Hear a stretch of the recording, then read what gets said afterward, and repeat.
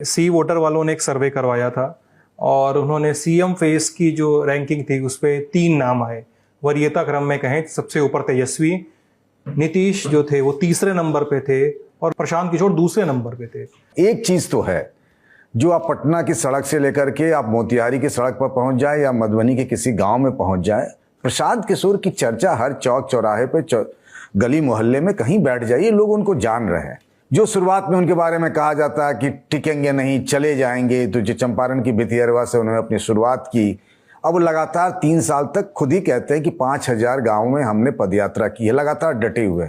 एक तीसरी ताकत बनते हुए दिख रहे हैं, नजर आ रहे हैं चर्चा के आधार पर।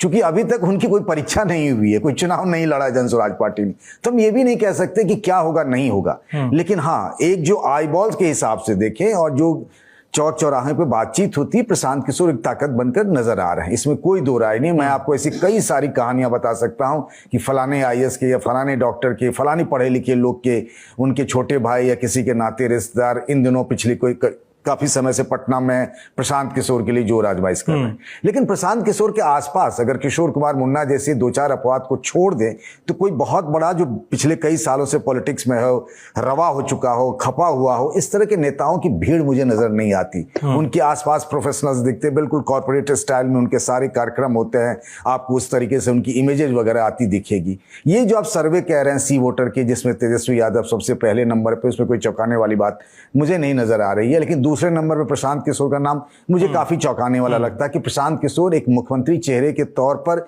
दूसरे नंबर पर दिखाया जा रहा है। बीजेपी के नेताओं की अगर हम खास तौर से बात करें तो उनको लगता है कि सबसे ज्यादा प्रशांत किशोर के होने से डेंट अगर किसी को है तो वो बीजेपी को लगता है, बीजेपी को लगना है। एजेंडा वो जरूर सेट कर रहे हैं। किसको पता था सम्राट चौधरी के बारे में, अशोक चौधरी के बारे में, मंगल पांडे के बारे में, दिलीप जायसवाल के बारे में, संजय जायसवाल के बारे में। ये काम तो आरजेडी और कांग्रेस का भी होना चाहिए था, लेकिन उधर से तो कोई ऐसी बात ही नहीं आई। ये सारे मुद्दे जितने भी हैं, पलायन से लेकर जिस मजबूती से हाल फिलहाल के दिनों में प्रशांत ने उठाया है, वो तो उनकी पार्टी और उनके नाम की चर्चा तो है।